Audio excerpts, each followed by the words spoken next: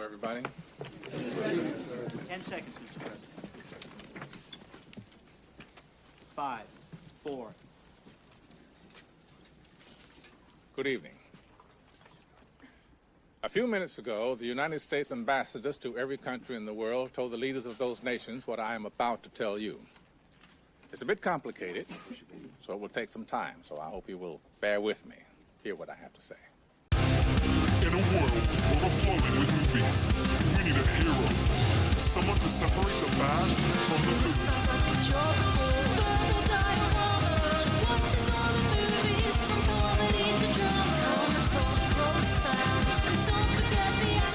Watch until the end and then she'll give you her reaction. Movies you know, movies you don't. Prequels, sequels, remakes, and trivia and outtakes. Movies you know, movies you don't. Interesting stories, all the categories. Hi everyone, I'm Em and welcome to Verbal Diorama episode 343, Deep Impact versus Armageddon. This is the podcast that's all about the history and legacy of movies you know and movies you don't that could spend my life in this sweet surrender. I could stay lost in this moment forever, where a moment spent with you is a moment I treasure until the comet hits and I am in that cave bunker, baby. I'm sure podcasters get first dibs. Welcome to Verbal Diorama, whether you're a brand new listener, whether you're a regular returning listener. Thank you so much for being here. Thank you for choosing to listen to this podcast. I'm so happy to have you here for the history and legacy of Deep Impact versus the history and legacy of Armageddon. And if you are a regular returning listener, thank you so much for continuing to listen to this podcast and supporting this podcast over the last 7 years and 343 episodes. It really genuinely means so much to have you continue to come back and to continue to have your support, whether that is just listening to this podcast. A listen to this podcast is supporting this podcast, and I'm so very appreciative. So this episode and the last one have been very different to what I would normally put out. They've been double episodes about twin movies. A phenomenon where rival Hollywood studios release almost identical movies in the same year. There won't be any more of these episodes, not for a little while anyway, but I find twin movies just a deeply interesting concept that really seemed to hit its peak in the 90s. So the last episode was on Dante's Peak and Volcano. And just when you think two volcanoes erupting within months of each other was far-fetched, what about planet-ending events? Because in 1998, two massive space rocks hurtled towards Earth within a couple of months of each other. Deep Impact is a comet, which is icy with a tail from the outer solar system, and Armageddon is an asteroid, rocky and no tail. Just so you know, there is a slight difference between these two events. History has remembered Armageddon, but not particularly favourably. Deep Impact, on the other hand, has largely slipped under the radar as the other asteroid movie. So I wanted to tell the story of each and about how they basically interweave with each other in so many ways. We start with a comet on a collision course with Earth, the plan to save some of humanity, and a teen marriage with a climb up a hill. Only one of these two movies got 4 Oscar nominations, and it's not the one you think. Here's the trailer for Deep Impact. Mr. Rittenhouse, Jenny Lerner, MSNBC. If we could just talk about Ellie. He had a private phone line installed in his office. Turn your camera off. I think the president knows about it too. Okay, Secretary of the Treasury resigns because of a mistress named Ellie. Okay! If she knows, how long can it be before CNN or the Post breaks the story? Mr. President, I'm not interested in using Ellie to further my career. What do you know about Ellie? Congratulations. You now have the biggest story in history.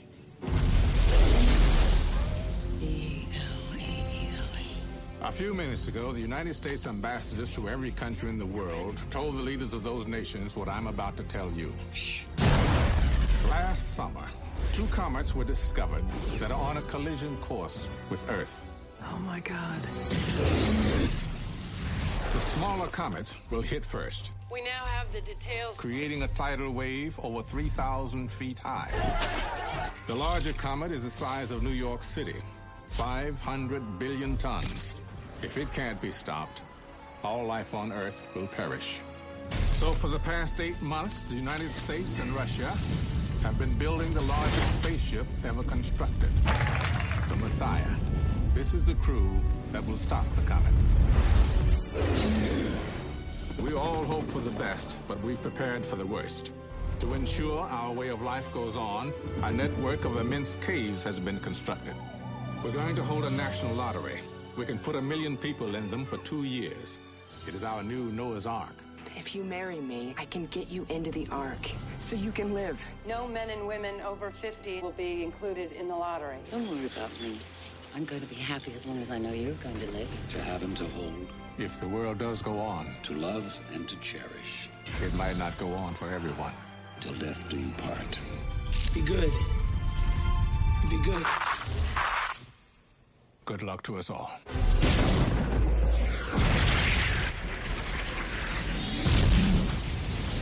We have to go. We have one helicopter to hold 7 people. The big one's coming up fast. You're gonna die if you stay here. We need the arming code for the last 4 nukes.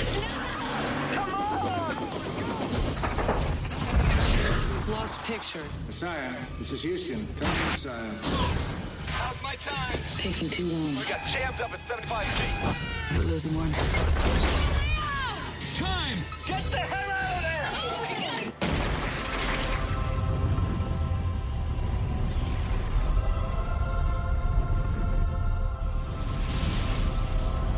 I want you to take the baby.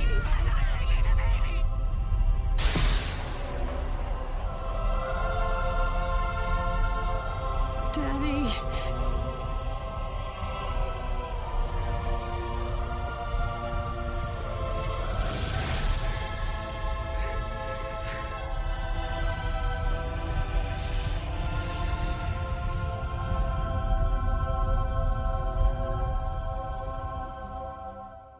Journalist Jenny Lerner is assigned to look into the background of Secretary Alan Rittenhouse, who abruptly resigns from government citing his wife's ill health. She learns from his secretary that Rittenhouse was having an affair with someone named Ellie, but when she confronts him, his strange reaction leads her to reconsider her story. In fact, a comet discovered the previous year by high school student Leo Biederman and astronomer Dr. Marcus Wolf is on a collision course with Earth.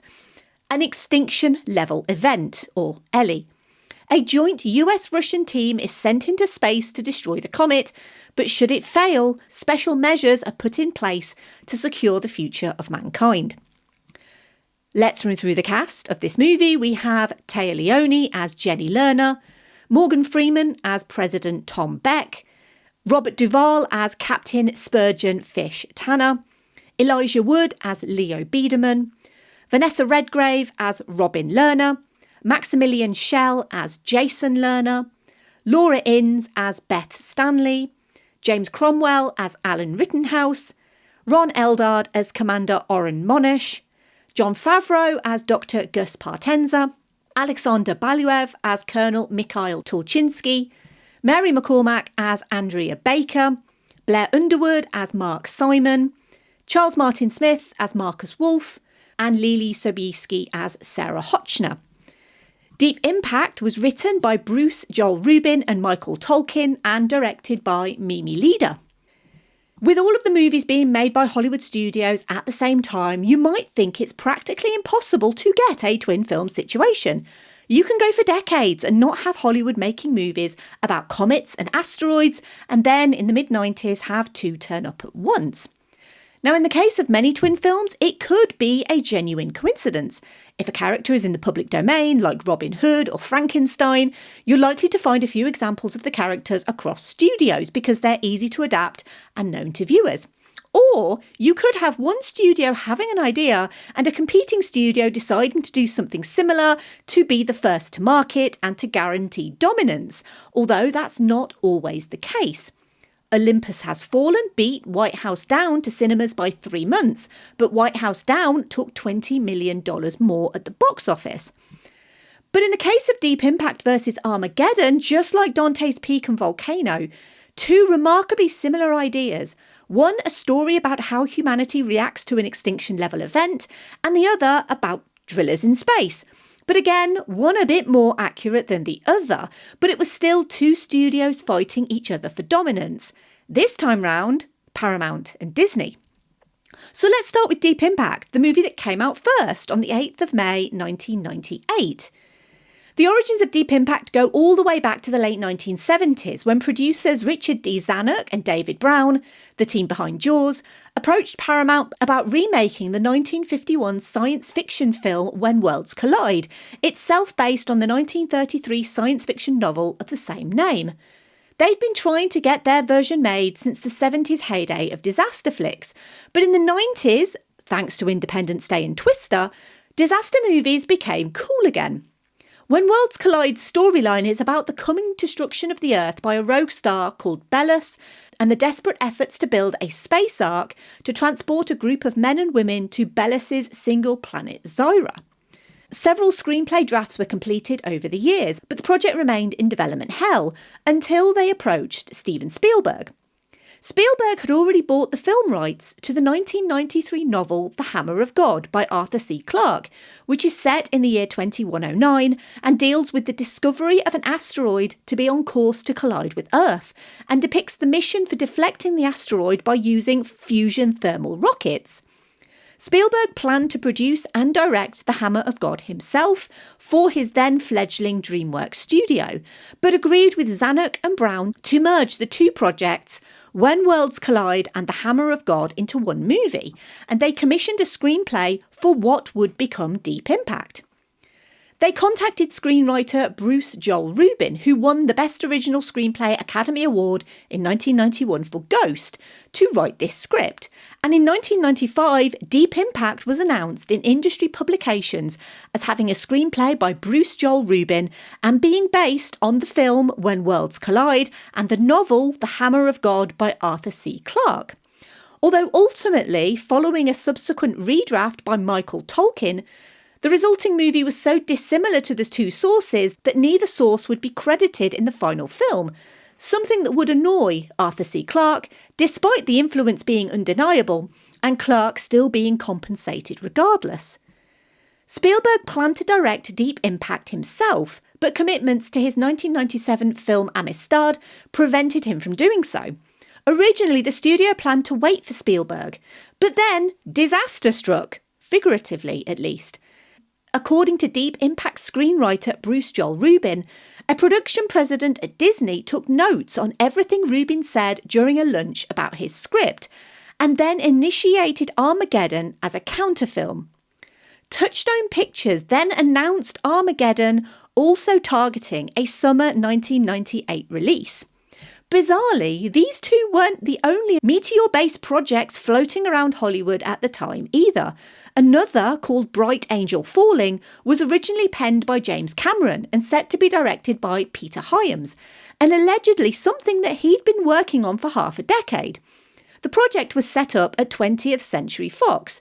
The screenplay for it was finished, and it also had a child protagonist who realises a comet is on trajectory with the Earth, with 3 months before the end of days. When word of Cameron and Hyams' project came to light, DreamWorks poured more money and resources into Deep Impact, and Disney spent even more on Armageddon. Bright Angel Falling would have been third out of the gate, and so it was ultimately cancelled. Either way, the emergence of the Michael Bay-directed Armageddon accelerated the Deep Impact side. Not wanting to wait for Spielberg to be available, the producers needed a new director. Spielberg had worked with Mimi Leder on The Peacemaker, the first film distributed by DreamWorks, as well as being one of the core directors on ER, the second longest running primetime medical drama in American television history.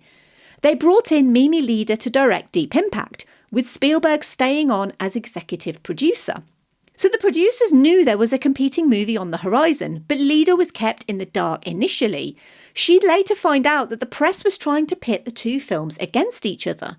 Leder wasn't actually a fan of science fiction, but she reasoned the story's scale would allow her to explore human drama on an epic level, focusing on relationships and families rather than spectacle.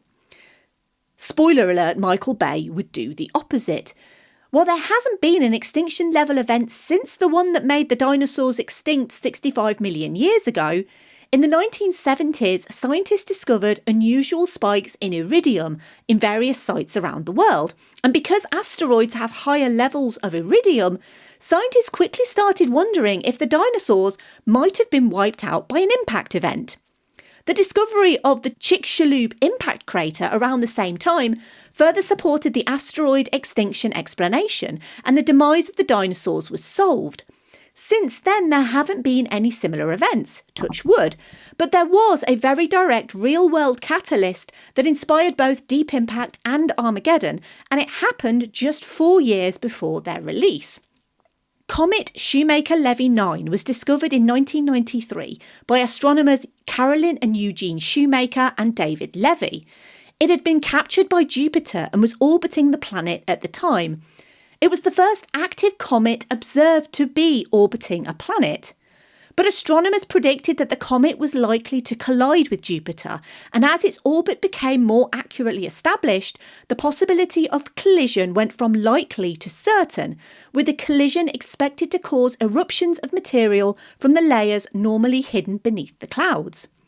In July 1994, it passed within Jupiter's Roche limit, which is the distance from a celestial body within which a second celestial body, held together only by its own force of gravity, disintegrates because the first body's tidal forces exceed the second body's self-gravitation, which in layman's terms means that Jupiter's tidal forces broke the comet apart, and the fragments collided with Jupiter over a 6-day period between the 16th and 22nd of July 1994 at a speed of approximately 37 miles per second or 134,000 miles per hour, providing the first direct observation of an extraterrestrial collision of solar system bodies. It generated massive media coverage and brought together teams of scientists and astronomers worldwide to witness the event. The biggest fragment struck Jupiter with the force equivalent of 6 million megatons of TNT. The impact left scars on Jupiter's atmosphere more visible than the Great Red Spot, persisting for many months. And Jupiter plays an important role in protecting the inner solar system from comets. It's called the Jupiter barrier, and the gravitational influence of Jupiter on passing interstellar and in-system objects, which includes asteroids and comets, they're attracted to Jupiter and either captured in its orbit or destroyed through impacting the planet.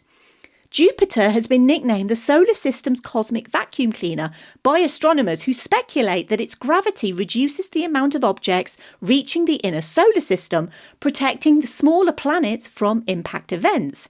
Despite this fact, if Jupiter was vulnerable, then scientists suggested that maybe Earth could be too. Had the comet hit Earth instead, it could have created a global atmospheric disaster, much like the impact event that wiped out the dinosaurs 65 million years ago.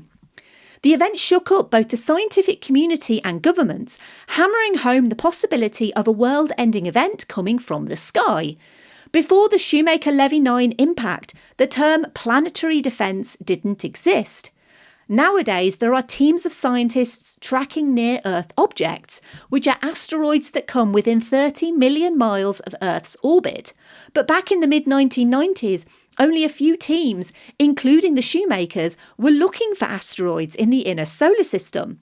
So it's really no coincidence that only a few years later, Hollywood produced not one, but 2 movies dealing with exactly that scenario. Gene Shoemaker, the co-discoverer of Shoemaker-Levy 9, was an astrogeologist and was actually hired by the USGS in 1950, and he studied volcanic processes and searched for uranium in Utah and Colorado, which is a lovely little nod to the geological events of last episode. Shoemaker and his wife, fellow astronomer Carolyn Shoemaker, were actually hired as scientific consultants on Deep Impact, credited as Comet advisors. Tragically, Gene Shoemaker was killed in a car accident on the remote tsunami track near Alice Springs in Australia in July 1997. He was visiting an impact crater site in Australia at the time. After his death, some of his ashes were carried to the moon with the Lunar Prospector mission. He is the only person to date who has technically been buried on the moon. Joshua E. Colwell at the Laboratory for Atmospheric and Space Physics at the University of Colorado in Boulder was also hired to consult on this movie, and he was essential during the research phase. Dr. Chris B. Lucchini at the NASA Jet Propulsion Laboratory also advised in the creation of models of the space debris and comets. Gerald D. Griffin, the former director of NASA's Lyndon B. Johnson Space Center in Houston, was the flight director in Mission Control who led one of the teams of flight controllers who were responsible for the safe return of the Apollo 13 astronauts. He's credited in the cast as the NASA official.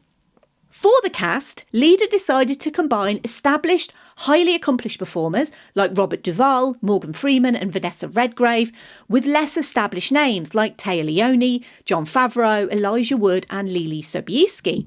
Morgan Freeman's casting as President Beck was controversial at the time due to widespread disbelief that a person of colour could become President of the United States.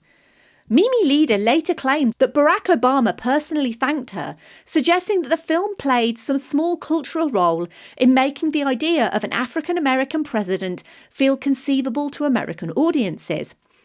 President Beck is now consistently ranked among the best fictional film presidents ever put to screen.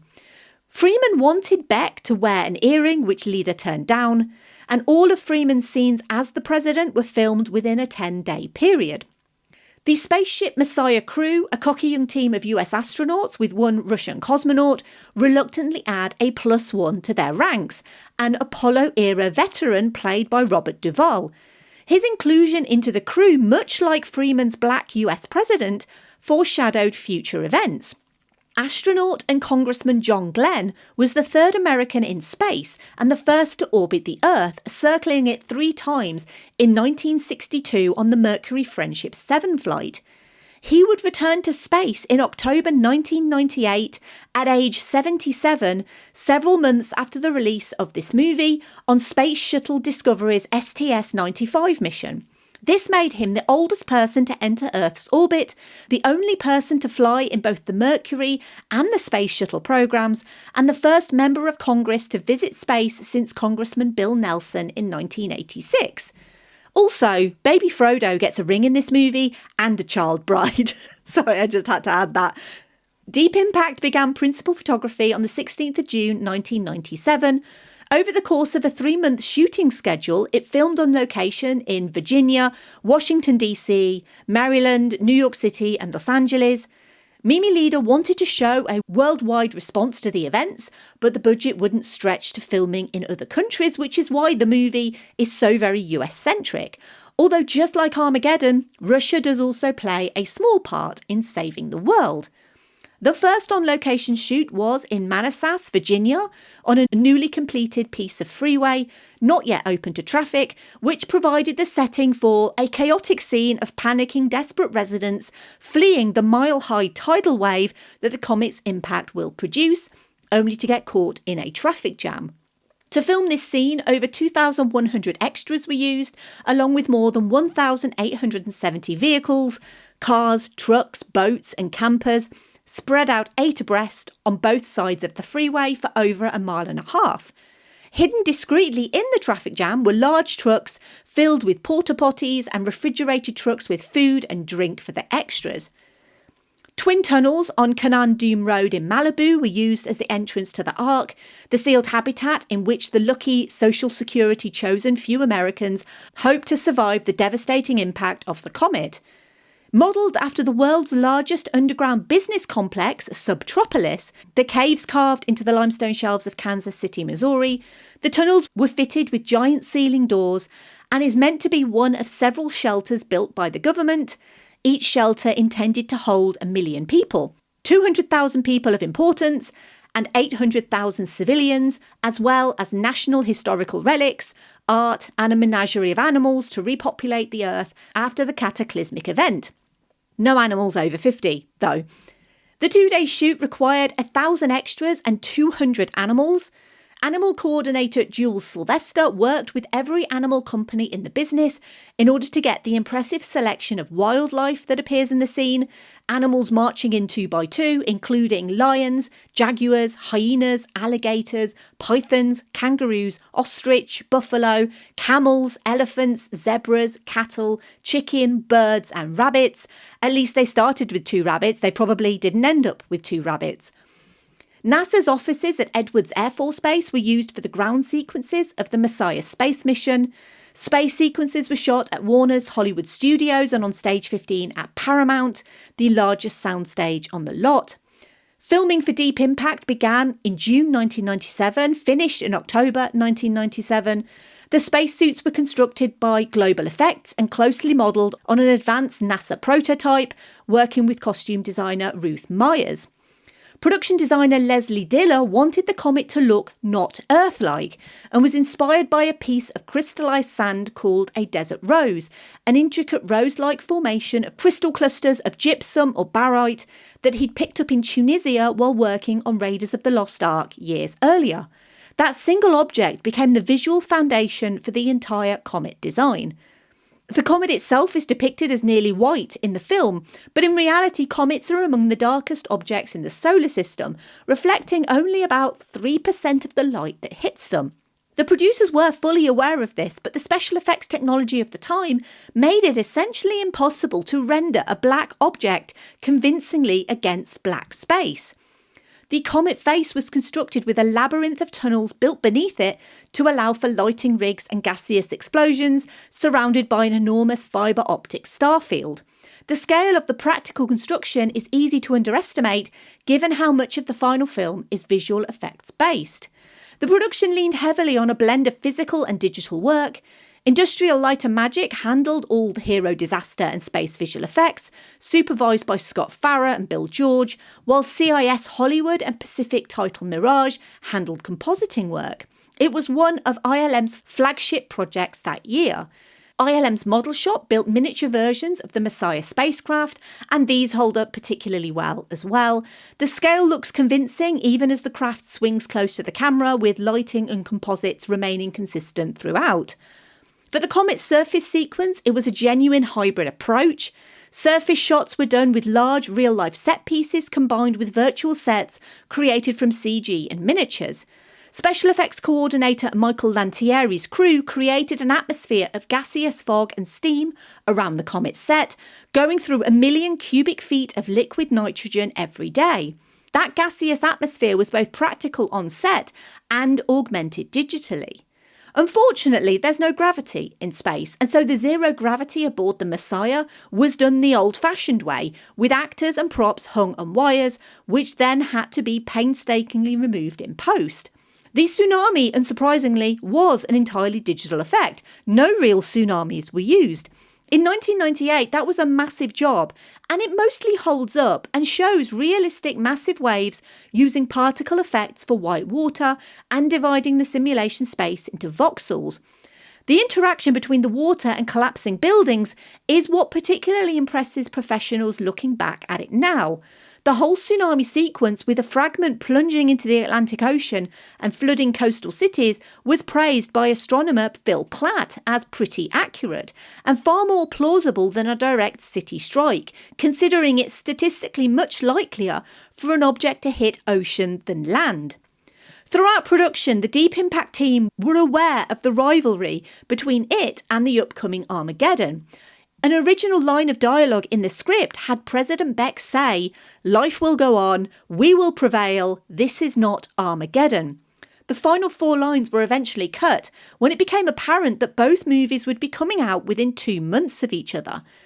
Deep Impact is also dedicated to the memory of cinematographer Dietrich Lohmann, who was diagnosed with leukemia and died in November 1997, just after filming Wrapped. Deep Impact was released on the 8th of May 1998. It debuted at number 1 on the box office. On its $80 million budget, it grossed $140 million domestically and $209 million internationally, for a total worldwide gross of $349 million. While Armageddon would make more money, it also cost twice as much. Deep Impact would have a better return on investment of 408% to Armageddon's 290%. Deep Impact, unfortunately, didn't have much of a deep impact on critics. With a 45% on Rotten Tomatoes, it was also nominated at the Stinkers Bad Movie Awards for Worst Supporting Actress for Téa Leoni and Worst Screenplay for a film grossing more than $100 million using Hollywood math, which it lost to Godzilla. It was also nominated for Best Science Fiction Film at the 25th Saturn Awards, but lost to tying winners Dark City and Armageddon. I bet that was a punch to the gut. Despite Deep Impact being a box office success and making $350 million worldwide, Mimi Leder would go on to direct Pay It Forward in 2000, which was a box office flop. She would direct Morgan Freeman again in 2009 with Thick as Thieves, but then didn't direct another feature film until On the Basis of Sex in 2018. Leder would say that when Pay It Forward bombed, the scripts simply stopped coming, despite Deep Impact having been a genuine hit. It seems that it wasn't just Deep Impact that was overshadowed by Armageddon, but its director too. And now a word from our sponsors, which is you, if you'd like to be. Thank you for listening to this podcast. It's completely independent, made by me, and relies on listener support. If you're enjoying this episode and the work that I do, and you want to support an indie podcaster, if you have some spare change, you can financially contribute to the upkeep of this podcast. You're under no obligation. This podcast is free and always will be. But there are a couple of ways you can help if you wish to and if you have the means to. You can make a one-off donation at verbaldiorama.com/tips, or you can subscribe to the Patreon to support the show monthly at verbaldiorama.com/Patreon. All money made goes back into this podcast by paying for software subscriptions, website hosting, and new equipment. Huge thank you for your continued support. Now, let's learn some more about this movie and how Keanu Reeves is somehow connected to it. Speaking of deep impacts, this is a good time to segue into the obligatory Keanu reference of this episode. I did almost forget about this because of the weird way these episodes are structured.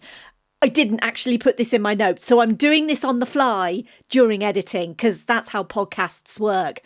If you're not aware, the obligatory Keanu reference is something that I like to do every episode, and I like to try and link the movie or movies that I'm featuring with Keanu Reeves for no reason other than he is the best of men.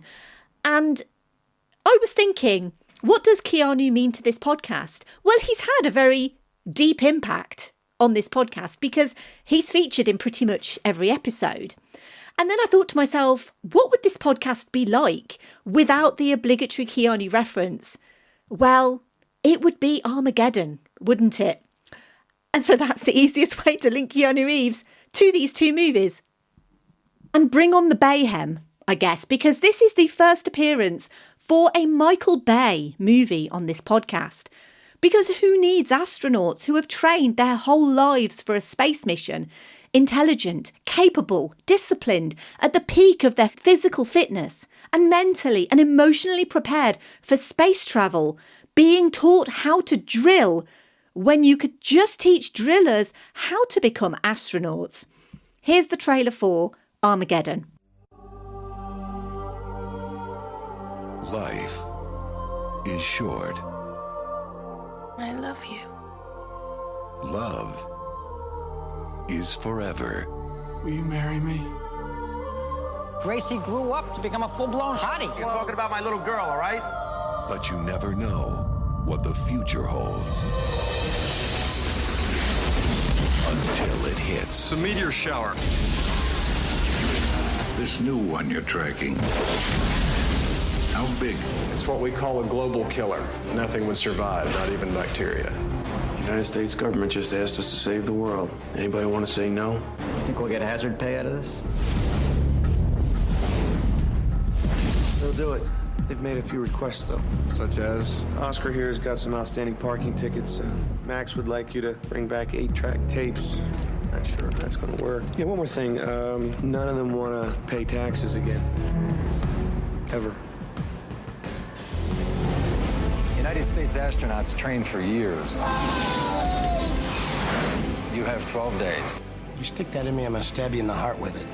on July 1st. Tell me you've never let anybody down before. I never quit yet. How's that? Earth's darkest day How you feeling? Good. Considering I've never been this scared in my entire life. will be man's finest hour. I'm marrying you. You bet you are. Bruce Willis, Billy Bob Thornton, Liv Tyler, Ben Affleck, Will Patton, and Steve Buscemi. Whoa, this is so much fun, it's freaky. All the time in the world We have 18 minutes to zero barrier. is all they've got. We all gotta die, right? I'm the guy who gets to do it saving the world.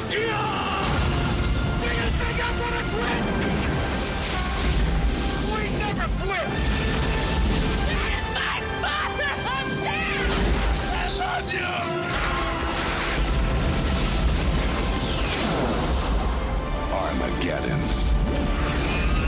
A Jerry Bruckheimer production, directed by Michael Bay. After New York City is damaged by hundreds of small meteorites, NASA discovers an asteroid the size of Texas is on a collision course with Earth. They recruit the world's best deep core driller, Harry Stamper, to train astronauts who will go to the asteroid, drill into the centre and detonate a nuclear warhead. Harry says he can't train men to drill in 10 days, so he brings his own team of roughnecks to learn to become astronauts in 10 days and get the job done.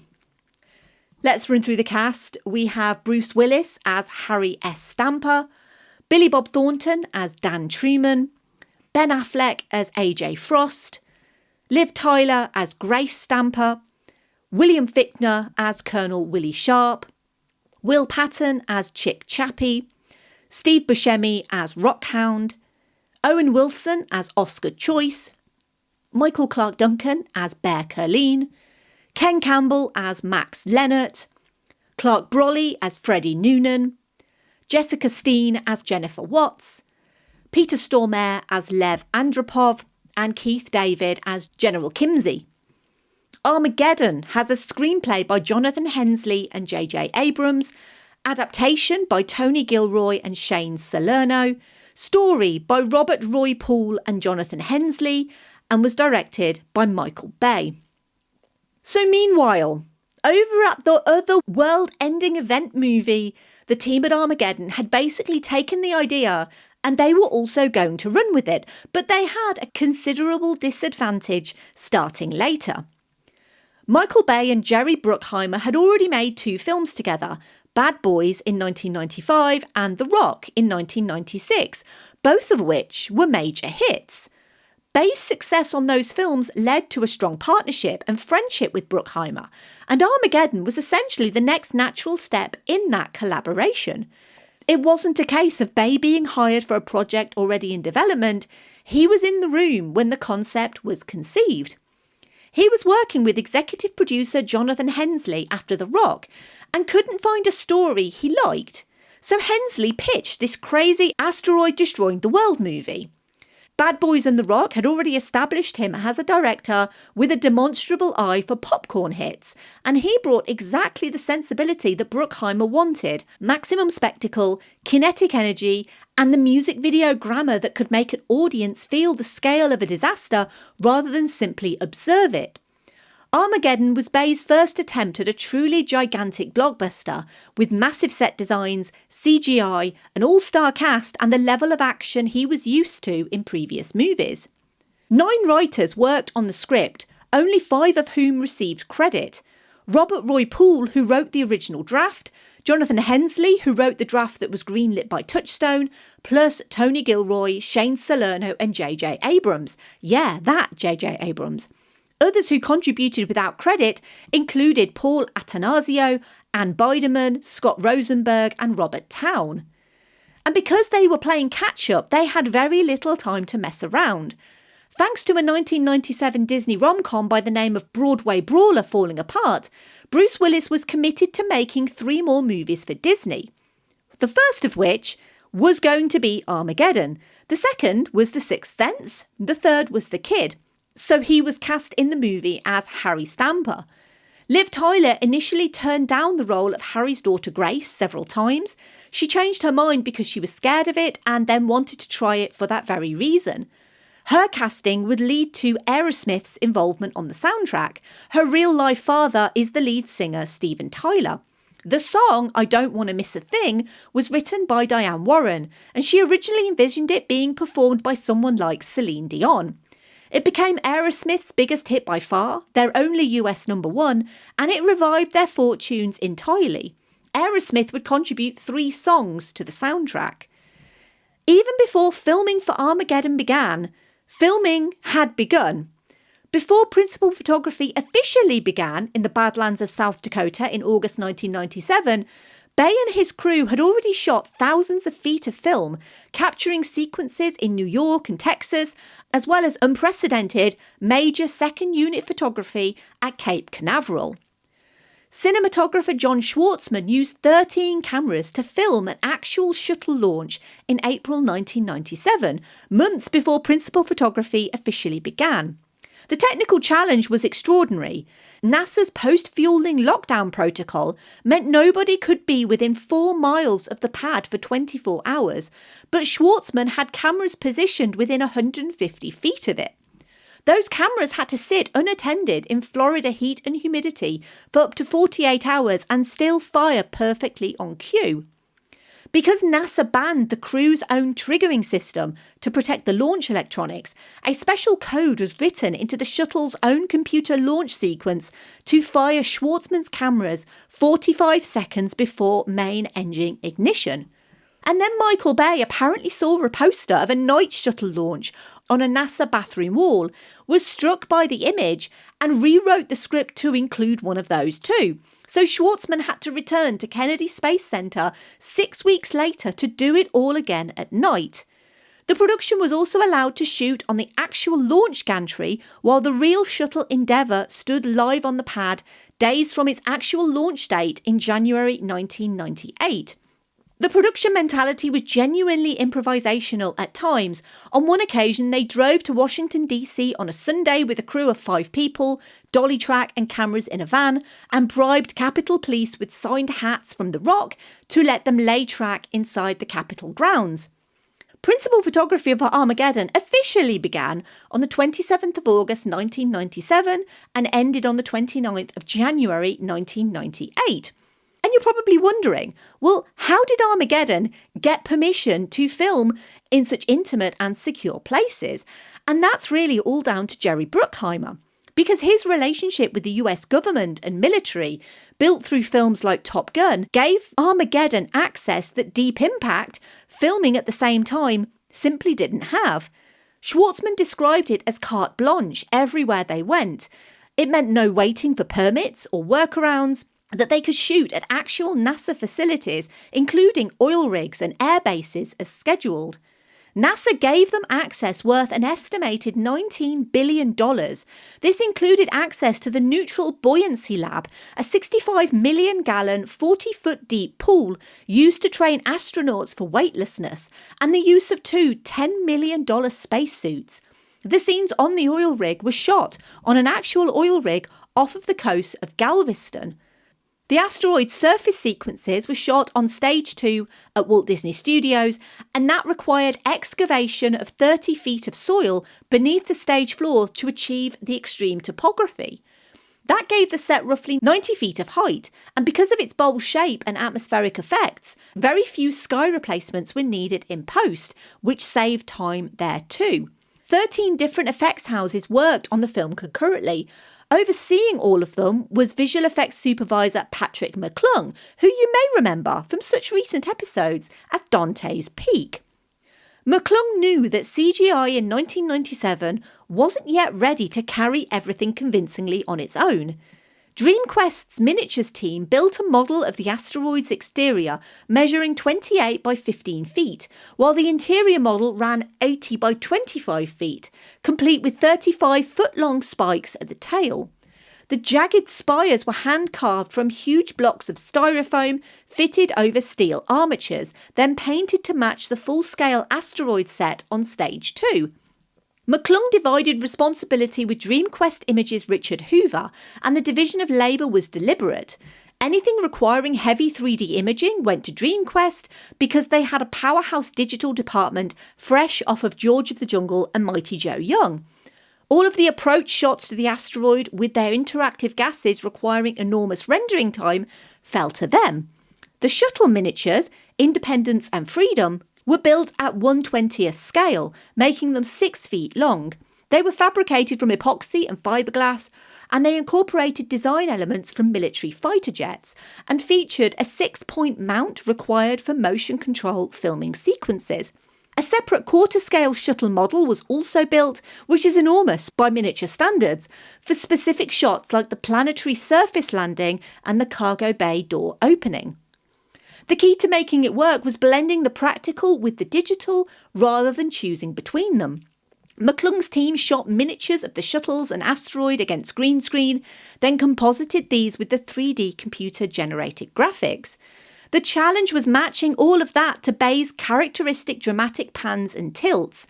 And this is Michael Bay. His camera was always moving. And so it was important to create seamless sequences that he'd be satisfied with. DreamQuest took the exterior asteroid shots. Tippett Studio handled the Rockstorm sequence. Digital Domain and Matt World Digital collaborated on the Paris explosion. Digital Domain composited the blast itself, with Matt World providing the aftermath shot and Cinesight handling additional digital visual effects and animation. Disney Studios chairman Joe Roth personally expanded the film's budget by $3 million just to add the Paris sequence for a TV ad campaign, specifically to show the difference between Armageddon and Deep Impact. Midway during production, a real-life event happened too. On the 6th of December 1997, James V. Scotty of the University of Arizona Space Watch Project discovered a kilometre-sized asteroid, 35396 1997 XF11, and after a 3-month observation period, an erroneous circular and press information sheet was released stating that it stood a small possibility of hitting the Earth in 2028. And many news outlets picked up on this potential disaster, spreading the misinformation to the public. Within hours of the announcement, independent calculations by scientists calculated the probability of an impact on Earth was essentially 0. It's now known the asteroid will pass Earth on the 26th of October 2028 at a distance of 929,000 kilometres. But for the briefest of brief moments, Earth was doomed, and this just fueled the production to make a full-on maximalist asteroid movie with all of the scale and all of the ambition. But the time constraints on this movie were huge. Armageddon had to be shot and edited in just 16 weeks, and it was practically impossible. The severe pressure got to everyone. The visual effects supervisor ended up having a nervous breakdown, and Michael Bay had to manage the visual effects work himself, calling James Cameron for advice. Bay actually ended up apologising publicly for the situation, a rare moment of humility for a man known for his hubris. With the final budget being $140 million, it was Disney's most expensive film at the time. Armageddon released on the 1st of July 1998, and despite critical hostility, it grossed $201.6 million domestically, $352.1 million internationally, for a total worldwide gross of $553.7 million, making it the highest grossing film of 1998. While the critics didn't rave about it, it only has a 49% on Rotten Tomatoes, it does have the distinction of being one of critic Roger Ebert's most hated films, and he named it his worst film of 1998 over Spice World, which was also a recent episode of this podcast. And as I mentioned, one of these movies has 4 Oscar nominations, and it wasn't Deep Impact. Armageddon, quadruple Oscar-nominated Armageddon, was nominated for Best Original Song for I Don't Want to Miss a Thing, Best Sound Effects Editing, and Best Visual Effects. Visual effects supervisor Patrick McClung was convinced they'd win the Oscar for Best Visual Effects, but then they lost to What Dreams May Come. McClung was gutted and headed back to the Armageddon table at the event, only to find the whole crew had left, furious at their loss. Armageddon was also nominated for 7 Razzies: Worst Picture, Worst Director, Worst Actor for Bruce Willis, Worst Supporting Actress for Liv Tyler, Worst Screenplay, Worst Screen Couple, and Worst Original Song. Bruce Willis won Worst Actor. And as I mentioned, it did beat Deep Impact to be named Best Science Fiction Film at the Saturn Awards. Technically it was a tie, but it did win. Perhaps the most remarkable footnote is that the movie is enlisted into the Criterion Collection, known for releasing art house cinema.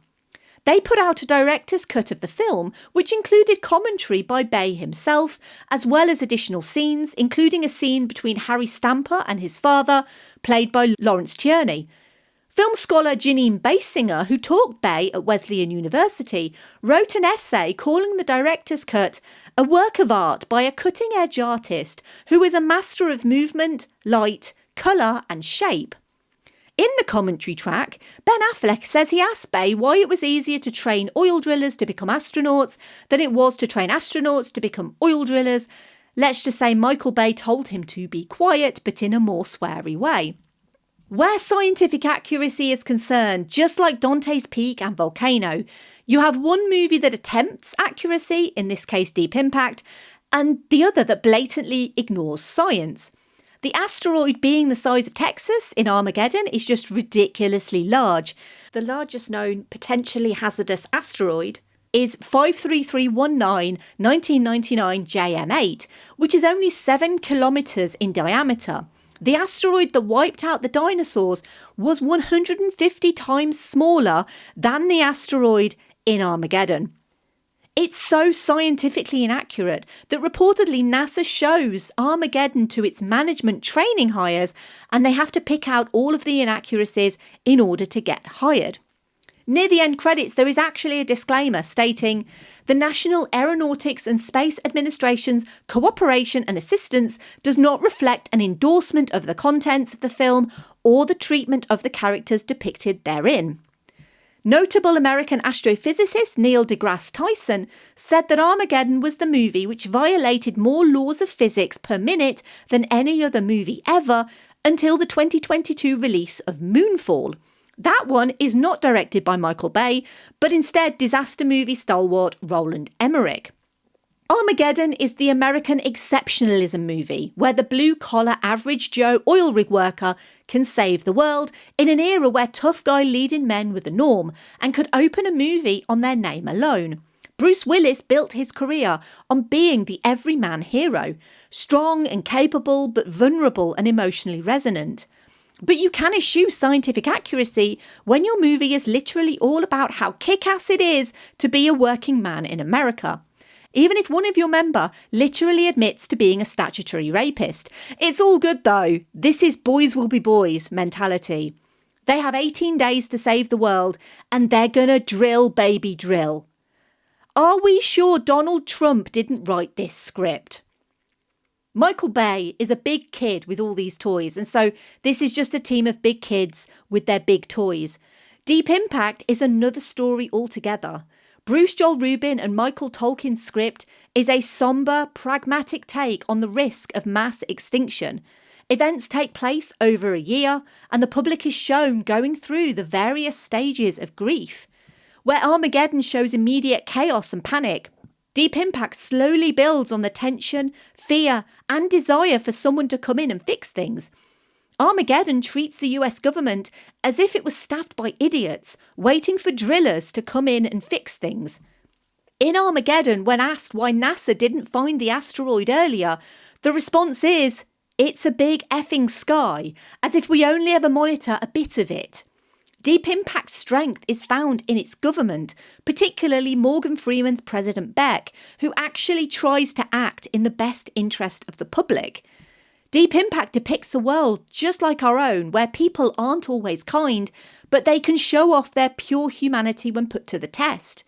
When Harry sacrifices himself in Armageddon, he does it to benefit his daughter more than humanity itself. It's just a happy byproduct that he also saves the world. And maybe Deep Impact's earnest attempt to give us an authentic, scientifically accurate-ish depiction of a world-ending event was its downfall. It's the better movie, but it's not the better experience. Death is treated as death should be, with existential dread and terror. People die in Armageddon, but it's with much less emotional resonance. Which do I prefer? It's a really tough question because I like both of them. I think Deep Impact is better marginally, but Armageddon is slightly more of a fun watch. It's a typical Bay quick edit, big bad boom, and it's more memorable. And maybe after COVID and seeing how we reacted to a global pandemic, maybe Deep Impact makes us realise that if this were to ever happen, there would quickly be the haves and the have-nots, and those caves would just be full of billionaires hoarding toilet paper. Really though, the best thing to come out of this pairing is I Don't Want to Miss a Thing, which was one of my favourite songs in 1998. I remember buying it on CD single, and if we didn't have Armageddon copying Deep Impact in the first place, we would never have had Aerosmith come in to sing the theme tune. Now, where's Diane Warren's Oscar? 17 nominations and not a single win. Not even for this banger. Thank you for listening. As always, I would love to hear your thoughts on Deep Impact or Armageddon, and thank you for your continued support of this podcast. The next episode of this podcast is not another epic versus world-ending event double of movies. I've done 2 episodes like that, and it's hard work doing an episode on 2 movies, especially when there's so much to say about their productions. However, I thought it would be nice to go back to something a little bit more romantic and a little bit more period. And being truthful, originally this month I was going to do some Disney live action remakes, and I had a plan of the Disney live action remakes that I wanted to do, and I actually ended up talking myself out of Disney live action remakes because most of them I don't actually really like all that much. But the one that I really wanted to do was Cinderella. And then I thought, oh, it'd be so much fun to do an episode on Cinderella and an episode on Ever After, which is my personal favourite Cinderella movie. And then I had this idea of these double episodes with these twin films, and I was like, I don't feel like I can do 2 episodes on twin films and then 2 episodes on Cinderella movies. So I ended up, this is a really long-winded way of saying that the next episode is Ever After because it's my favourite Cinderella movie, and I think it's just such a wonderfully brilliant way to tell the Cinderella story by removing the supernatural elements of the story and basically treating it as historical fiction and setting it in Renaissance era France. It's also one of my favourite Drew Barrymore performances as well. So complete tonal whiplash, just like something Michael Bay would do in one of his movies. I am tonally whiplashing from the end of the world to Ever After, a Cinderella story. So join me next episode for the history and legacy of Ever After. Thank you for listening to Verbal Diorama, a totally free and independent podcast that relies on listener support. If you want to show your support in multiple different ways, you could leave a rating or review wherever you found this podcast. You could tell your friends and family about this podcast, or you could find me and follow me on social media and you can share the podcast that way. I am at Verbal Diorama across social media, where you can share posts, like posts, comment on posts. It all helps really to get the word out there, to hopefully get other people to know this podcast and know the recent episodes that I've put out. I genuinely love doing this podcast, and anything you could do to help would be so appreciated. A huge thank you to the incredibly generous patrons of this podcast. I could not do what I do without their support. To Simon, Laurel, Derek, Kat, Andy, Mike, Luke, Michael, Scott, Brendan, Ian, Lisa, Sam, Jack, Dave, Stuart, Nicholas, Zoe, Kev, Danny, Stu, Brett, Zenos, Sean, Rhino, Philip, Adam, Elaine, Aaron and Steve. Please consider joining them and supporting this podcast on Patreon if you have the means to. If you want to get in touch, you can email verbaldiorama@gmail.com. You can also go to verbaldiorama.com and you can fill out the contact form. You could say hello, you can give feedback, or you can give suggestions as well. I would genuinely love to hear from you. You can also DM me on social media as well, if that's an option available to you. I love to hear from people and I always try to respond as quickly as possible. Thanks again for listening and thanks for supporting independent podcasting. It means more to us than you know. And finally, All my bags are packed. I'm ready to go. I'm standing here outside your door. I hate to wake you up to say goodbye. So kiss me and smile for me. Let me know you'll wait for me. Hold me like you'll never let me go. 'Cause I'm leaving on a jet plane. Don't know when I'll be back again. Leaving on a jet plane. I don't know when I'll be back again. Leaving on a jet plane. I don't know when I'll be back again.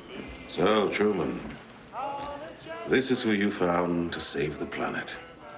Ross, you good to go? One sec. Boy, don't take anything seriously. Yeah. Reminds me of a guy I used to know.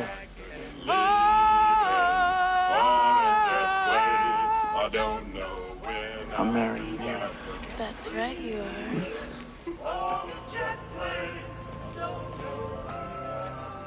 bye.